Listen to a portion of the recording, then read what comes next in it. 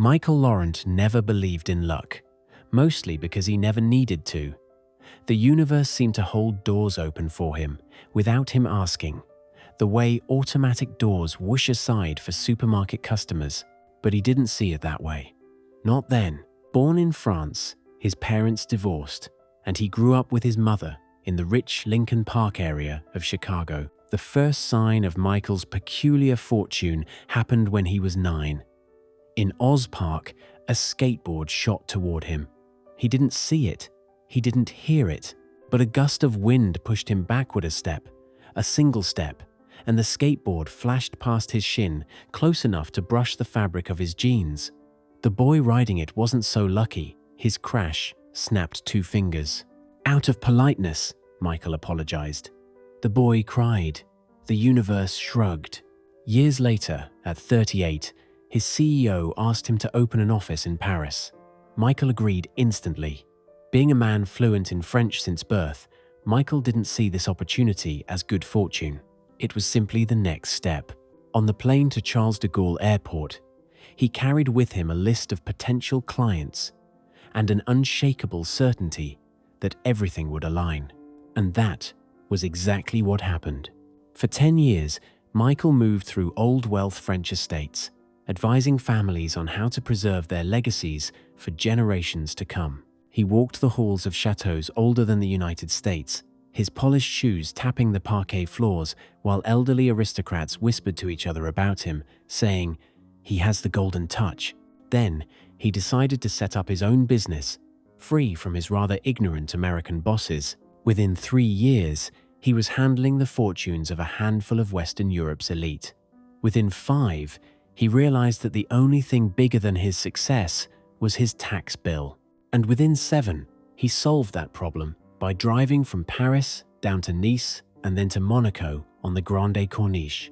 He settled on a tiny apartment with high ceilings, white walls, and a distant view of the massive yachts anchored in line in the bay called Port Hercules. Achieving the requirements for a residency permit was effortless. The police interview was so brief that it was amusing. Michael rented out his apartment for most of the year. His Paris office was simply too busy to abandon. He returned to his real home in the 7th arrondissement that had adopted him as its own. That was when he began noticing something new. People often called him lucky. It annoyed him at first. Luck was random. Luck was sloppy. He was precise, careful, professional. But then the world began unraveling in ways even he had not expected. By the late 2020s, American debt had swollen into a grotesque balloon. Economists on television spoke in hushed tones, like doctors delivering bad news. The dollar felt like a rubber band stretched to its limit. No one knew when it would snap, only that it eventually must. There appeared to be only 2 choices: hyperinflation or default, fire or freefall. Either path spelled chaos. Michael read every scrap of intelligence, reports, forecasts, doomsday analyses. His clients expected clarity from him, and clarity was something he provided, like a surgeon provides stitches. Soon enough, he knew what they should do, and he knew what he had to do as well. Buy gold. Not cautiously, not tentatively, firmly. He said, "The golden age is upon us. Preserve what you can." They listened closely and carefully. The wealthy always pay attention when their own fears are reflected back at them by someone calm and intelligent who is knowledgeable and experienced. The message was, buy gold. Michael's clients took his advice.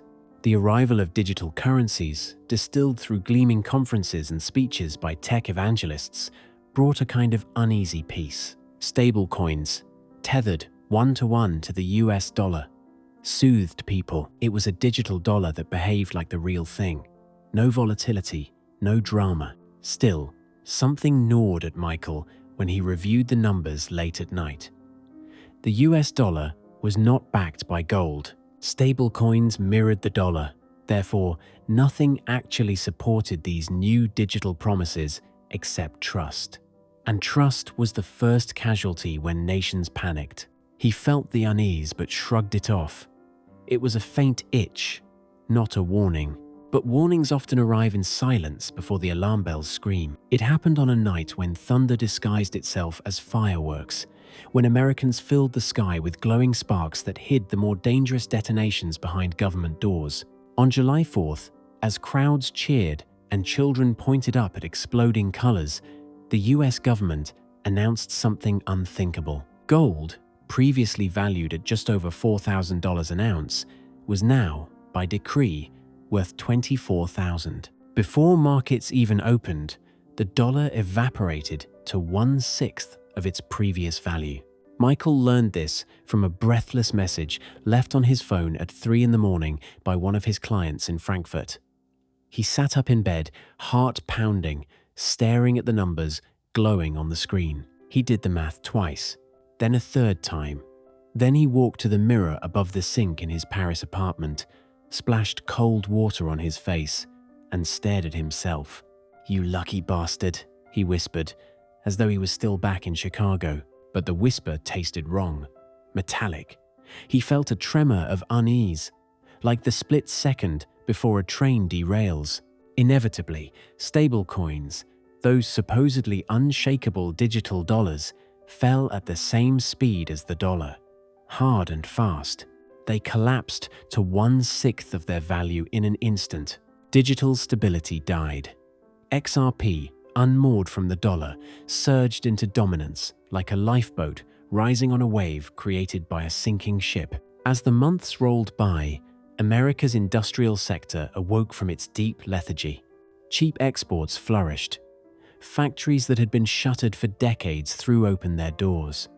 For a brief time, the world praised America's bold strategy. Then inflation shambled into center stage to steal the joy. For ordinary consumers, prices seemed to surge. Grocers updated shelf tags daily. Gas stations changed their digital displays hourly.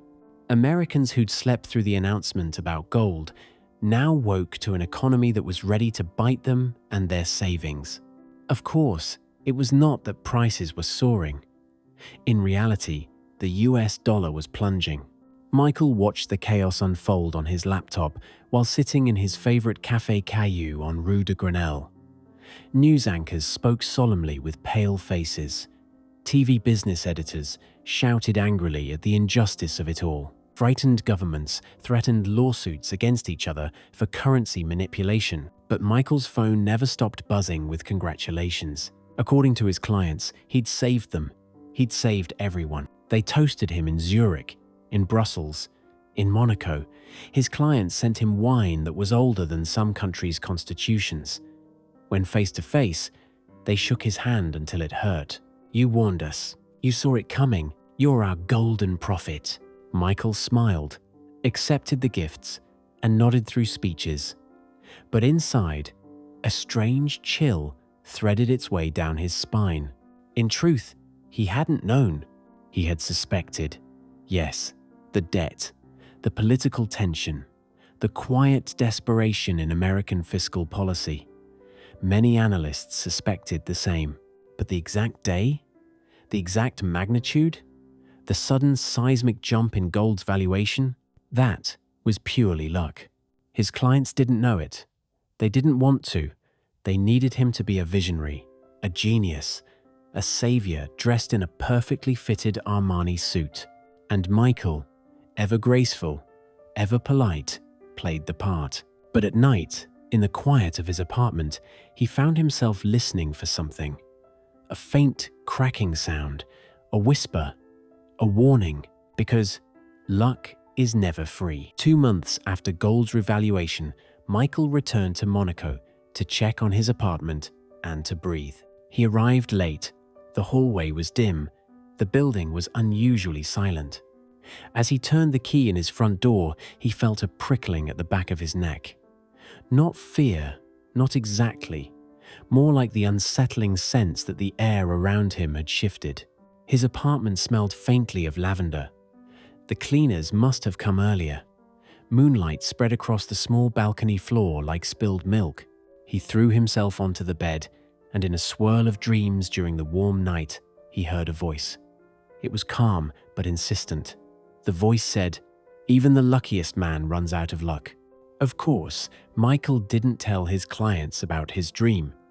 He didn't tell anyone, but something in him changed after that night. He no longer assumed doors would open. He planned for a different future. For a time, his fortune kept rising. Gold valued at $24,000 an ounce made him wealthier than he had ever imagined.